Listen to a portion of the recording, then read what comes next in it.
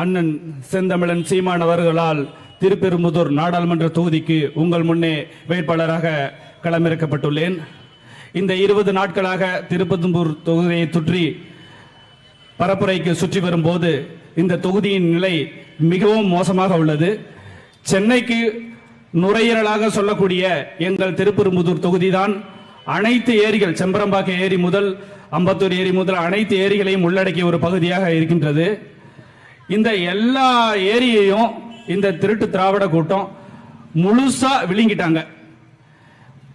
முழுங்காத ஏரி எல்லாமே எந்தவித திட்டமிடலும் இல்லாம அனைத்து ஏரியையும் பாழ்படுத்தியிருக்காங்க. நாங்கள் தேர்தல் வரைவரையில் சொல்லியது போல் அனைத்து ஏரிகளையும் நாங்கள் மீட்டு மீண்டும் சென்னைக்கு இந்த குடிநீர் பிரச்சனையை தீர்த்து வைப்போம். மழை வந்தா வெள்ளம், வெயில் வந்தா வறட்சி, அந்த நிலையை நாங்க முற்றிலுமா போக்குவோம். அதே சமயத்தில் எங்கள் அண்ணன் சொன்னது போல அனைவருக்கும், வீட்டில் உள்ள அனைவருக்கும் நாங்கள் வேலை வாய்ப்பை கொடுப்போம். சுயமரியாதையான ஒரு குடும்பத்தை நாங்கள் உருவாக்குவோம். இலவசத்துக்கு கையேந்தும் தமிழர் நிலையை நாங்கள் ஒழித்து கட்டுவோம். அனைவருக்கும் குறைந்தபட்சம் 24,000 ரூபாய் சம்பளத்தில் அனைவருக்கும் வேலையை நாங்கள் உறுதியாக கொடுப்போம். அதே போல அனைவருக்கும் விடுப்பு கொடுப்போம். இந்த போதைப் பொருள் கலாச்சாரத்தை முற்றிலும் ஒழித்து கட்டுவோம். சென்ற முறை ஐயா கமல் அவர்கள் தனித்து களமிறங்கினார்.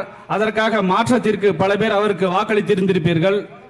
இந்த முறை இந்த திராவிட கூட்டத்தால் அவர் திட்டமிட்டு எப்போதும் போல் ஏமாற்றப்பட்டிருக்கின்றார். ஆகவே இந்த முறை மாற்றத்திற்கு வாக்களித்த அனைத்து வாக்காளர்களும் எங்களுக்கே வாக்களிக்க போகின்றார்கள். அதே போல அண்ணன் திருமா அவர்களும் திட்டமிட்டு இந்த கூட்டத்தினால் மீண்டும் மீண்டும் சாதிய தலைவராக கட்டமைக்கப்பட்டு வருகின்றார். அந்த இழிநிலையை போக்கி அனைத்து தமிழர்களும் எங்களுக்கு வாக்களிக்கும் பொழுதுதான் அண்ணன் திருமா அவர்கள் பொது தலைவராக கட்டமைக்கப்படுவதற்கு நாம் தமிழர் என்றும் உறுதியாக நிற்கும். அதே போல ஐயா ராமதாஸ் அவர்கள் இந்த முறை பாரதிய ஜனதாவோடு கூட்டணி வைத்துள்ளார்கள். ஐயா சொன்னா ஒவ்வொரு பாமக தொண்டரும் மொட்டை மாடியிலிருந்து கீழே குதிச்சிருவான். ஆனா ஐயா சொன்னா பாரதிய ஜனதாவுக்கு ஒருத்தனும் வாக்களிக்க மாட்டான். அதனால அனைத்து தமிழர்களும் எங்களுக்கு தான் வாக்களிப்பார்கள்.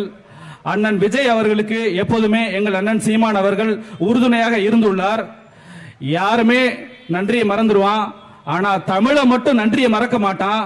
அண்ணன் விஜய் அவர்கள் நன்றி மறவாமல் எங்கள் தலைவன் அண்ணன் சீமான் அவர்களுக்கு தங்களுடைய ஆதரவை மைக் சின்னம் வழியாக அவர் கரத்தை நீட்டியுள்ளார்கள். எங்கள் அண்ணன் சொன்னாதான் தமிழகத்தில் ஒருத்தர் சூப்பர் ஸ்டார். எங்கள் அண்ணன் அன்றே சொன்னார், அண்ணன் விஜய் அவர்கள் தான் சூப்பர் ஸ்டார் என்று. அது எப்பொழுதும் தொடரும். அதே போல அனைத்து படித்த வாக்காளர்களும் எங்களுக்கே வாக்களிப்பார்கள்.